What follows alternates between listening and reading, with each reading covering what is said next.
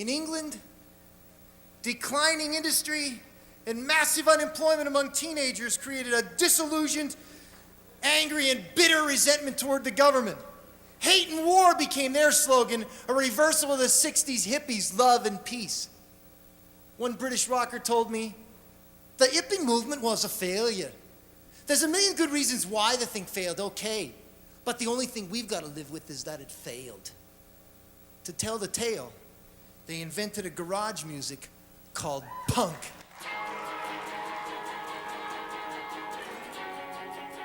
Right now.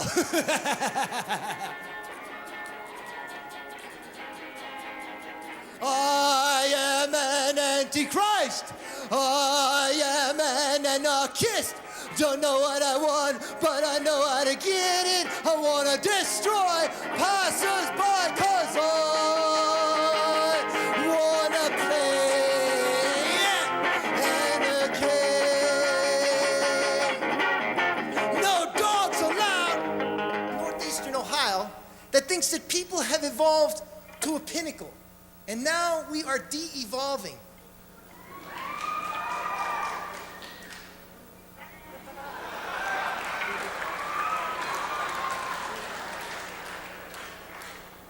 And our humanness is being stripped away while we're conformed to the image of our technological gods.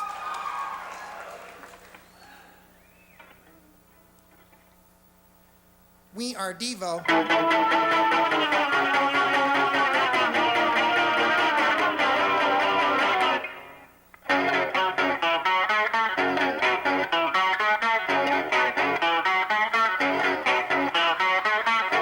They tell us that we've lost our tails, evolving up from little snails. I say it's all just wind and sails. Are we not men?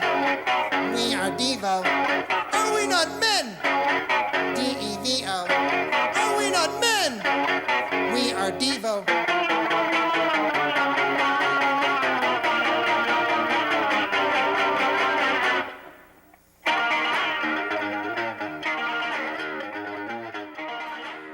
When he published his autobiography in 2016, Bruce Springsteen made a reflective return to Asbury Park on the New Jersey shore. And he writes with a keen sense of his own place in American popular music. Let me read you a little excerpt from his book. We were rock's early third generation, born in time to get the best of rock's reinventors of blues, pop, and soul, the British wave, yet young enough to experience its originators, Muddy Waters, Howlin' Wolf, Chuck Berry, Fats Domino, Roy Orbison, Jerry Lee Lewis, Elvis, all still alive and active at the crest of the wave of the 60s. It was rock's most vibrant and turbulent era. Then I'm skipping a bit, but he says, much great and inspirational music has come since, particularly the punk explosion of the late 70s and hip-hop in the 80s. But all in all, we had the luck of the draw. It's part of what's made our band unique, the cross tensions of the 50s blue-collar world and 60s social experience, clashing and melding in our music. We were pre- and post-hippie 60s soul survivors. It's a blend that won't exactly exist firsthand anymore when we're done. The world and society changes too quickly and too much. I mean, Springsteen had such an awareness of the origins of his music and the way that it reflects people's lives back to them in some fashion, as he once put it in an interview. And if the show is really good, he said, your life should flash before your eyes in some way. See, the music reflects a culture it helps to create. Now, I saw Bruce Springsteen and the E Street Band on the Born in the USA tour at what was then Three Rivers Stadium in Pittsburgh in 1985. And for his third, I think it was his third encore, but it was his last encore. He stood alone in a single spotlight with an acoustic guitar and harmonica and said words to the effect that countries can be like people and slip from being the best that they can be. And he said, "This is the best song ever written about this country." And we all got up and we were standing in our chairs. We had our arms around each other and 65,000 strong, singing together the chorus to Woody Guthrie's "This Land Is Your Land." And I wrote about it later. What an amazing moment of social unity. People celebrating together our national ideals. Now, it's a kind of commonplace to say that the past is not just the past. But really, it never ceases to amaze how much the past rhymes with the present and influences what might happen tomorrow, which is why we should study history. I couldn't resist. Always, always the educator. But 2020 has the makings of a pivotal moment in history, a global pandemic, a reckoning with racial injustice, a confrontation with the economic effects of globalization and calls for long overdue structural reform, an historic turnout for a presidential election, a rare tipping point with potentially significant consequences. And we can hope that we may yet recover the sense of love of neighbor for the sake of the common good, a biblical principle that has long been an enduring, if mislaid, feature of American culture in the 21st century so far. Now, I have to tell you, I learned a lot from the Heart of Rock and Roll about live performance, 20th century America, African American culture, the entertainment industries.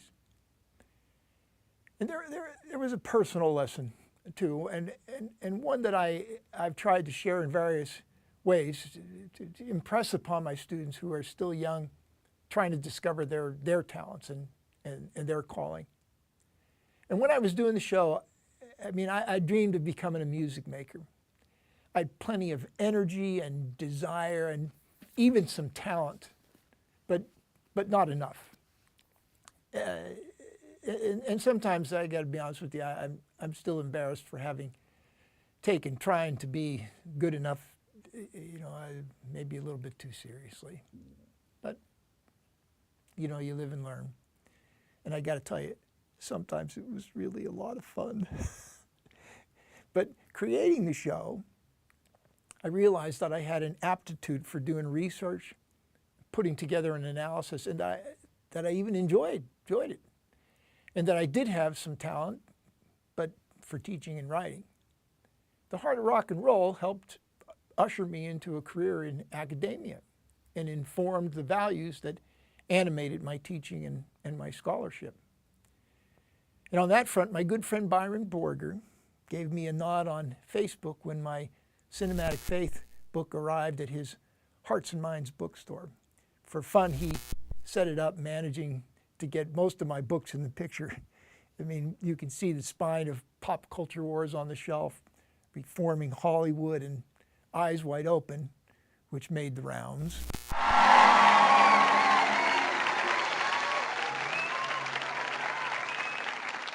First off, we have a book that takes a spiritual look at pop culture, Eyes Wide Open, Looking for God, by William Romanowski. It's a fantastic book.